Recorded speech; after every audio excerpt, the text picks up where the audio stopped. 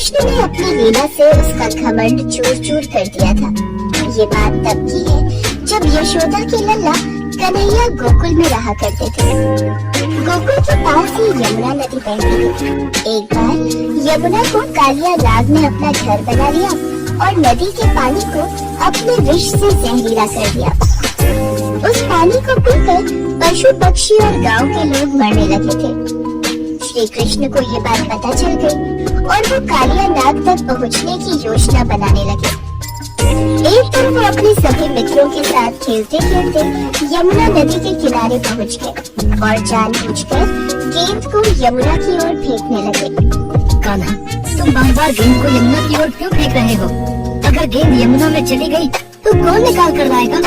अरे मैं भी क्या क्या करूं? बार बार गेंद यमुना की तरफ उछल जाती है।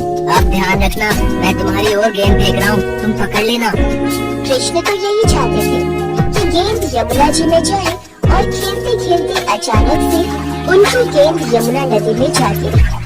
अब यमुना नदी के पानी और उसमें रहने वाले कालिया नाग के बारे में सभी को मालूम था, इसलिए मौत के डर से कोई भी नदी में जाने को तैयार नहीं हुआ। कान्हा, गेंद तुमने ही यमुना नदी में फेंकी है, अब तुम ही इसे निकाल कर लाओगे। हाँ कान्हा, अब तुम ही गेंद को वापस लेकर आओ। पर यमुना नदी में तो कालिया नाग रहता है, सुना है वो बहुत विशाल है। अगर कान्हा यमुना नदी में गया तो कालिया नाग कान्हा को खा जाएगा। घबराओ नहीं, कालिया नाग मेरा कुछ नहीं बिगाड़ सकता।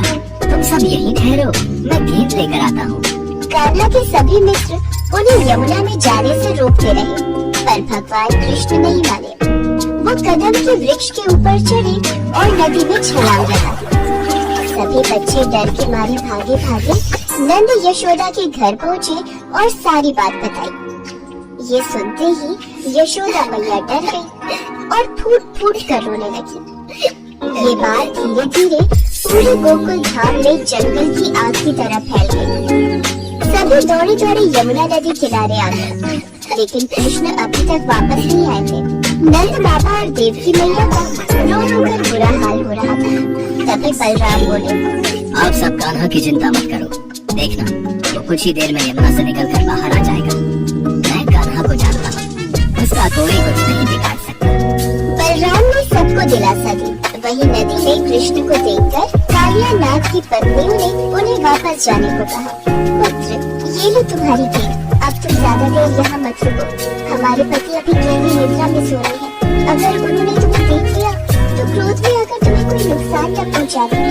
मैया, गेंद तो एक बहाना है, वास्तव में तो मैं अपने पति कालिया नाग से ही मिलने आया था।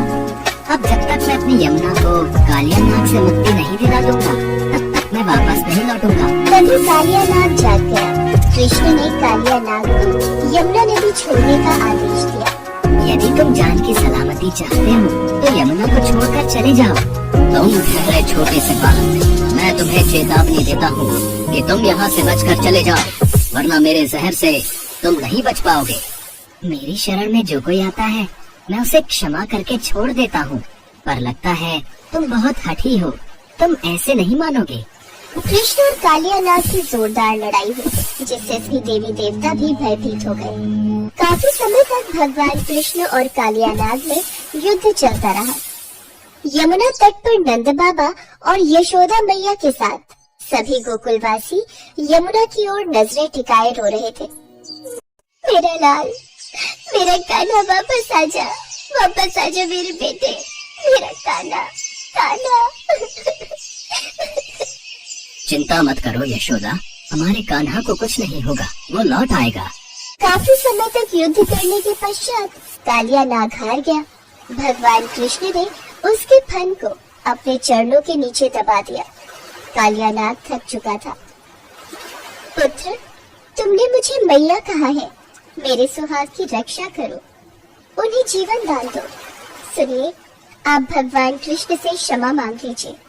ये कोई साधारण बालक नहीं, ये तो साक्षात नारायण का अवतार है, जिनके दर्शनों के लिए सभी देवी देवता, प्राणी और समस्त लोकवासी व्याकुल रहते हैं। आज उनके चरणों में आपको स्थान मिला है, इनसे क्षमा याचना कीजिए, ये आपको क्षमा कर देंगे।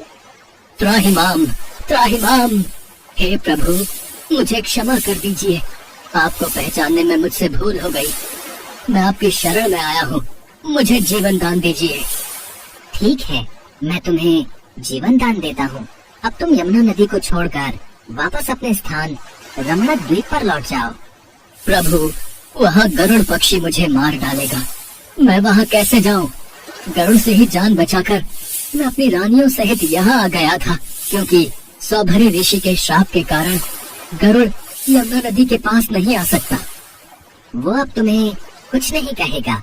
मेरे चरणों के निशान तुम्हारे फन पर हैं। उसे देखकर गरुड़ तुमको नहीं मारेगा। चलो, अब मुझे बाहर ले चलो। जो आज्ञा प्रभु। इसके पश्चात कालिया नाग श्री कृष्ण को अपने फन पर उठाकर यमुना नदी से बाहर आ गया। श्री कृष्ण कालिया नाग के फन पर नृत्य करने लगे। नंद बाबा यशोदा मैया के साथ सभी गांव वाले कृष्ण को ये लीला करते देख अचंभित हो रहे थे। गोकुल का वातावरण प्रसन्नता से भरा हुआ था। सभी के चेहरों पर खुशी थी। देवी देवता भी भगवान कृष्ण की ये लीला देखकर मोहित हो गए।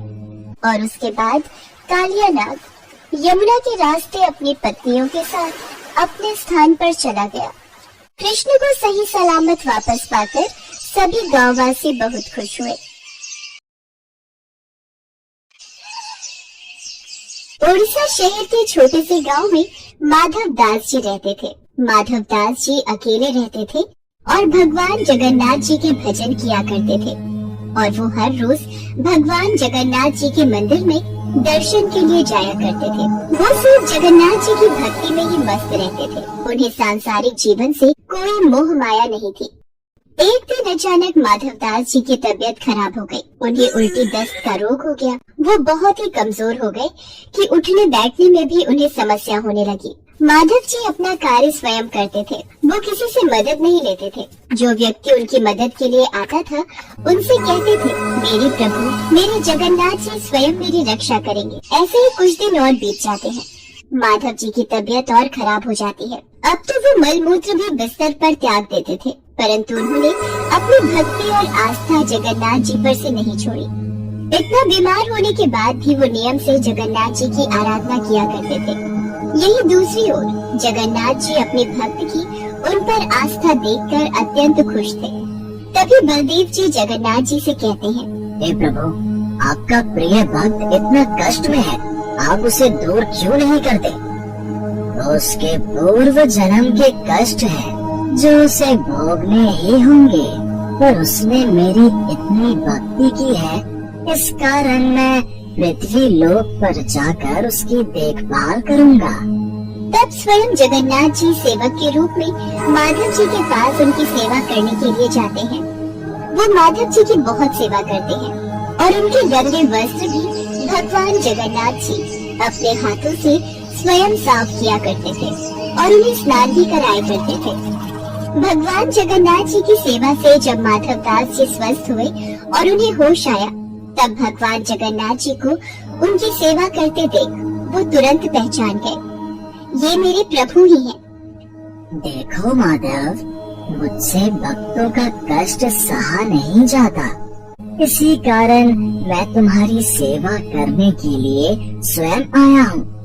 और जो पूर्व जन्म के कष्ट तुम्हारे भाग्य में लिखे हुए हैं, वो तो तुम्हें भोगने ही पड़ेंगे। अगर उस कष्ट को इस जन्म में नहीं भोगोगे, तो तुम्हें फिर से एक और जन्म लेकर कष्ट भोगना पड़ेगा। मैं नहीं चाहता था कि मेरे भक्त को उसके पूर्व जन्म के कष्टों के कारण अगला जन्म फिर लेना पड़े। इसलिए माधव, मैंने तुम्हारी सेवा की। अगर फिर भी तुम कह रहे हो तो मैं अपने भक्त की बात नहीं टाल सकता। अब भी तुम्हारा ये रोग 15 दिन का और शेष है, इसलिए वो 15 दिन का रोग वो मैं ले लेता हूँ। 15 दिन का वो रोग जगन्नाथ प्रभु ने माधव दास से ले लिया। तब से भगवान जगन्नाथ जी 15 दिन के लिए बीमार रहते हैं। तब से आज तक हर वर्ष से यही चलता आ रहा है। ज्येष्ठ पूर्णिमा को भगवान जगन्नाथ जी को ठंडे जल से स्नान कराया जाता है। इस स्नान के बाद भगवान को बुखार आ जाता है। 15 दिनों तक भगवान जगन्नाथ जी को एकांत में एक विशेष कक्ष में रखा जाता है। जहाँ केवल उनके विधा और निजी सेवक ही उनके दर्शन कर सकते हैं। इस दौरान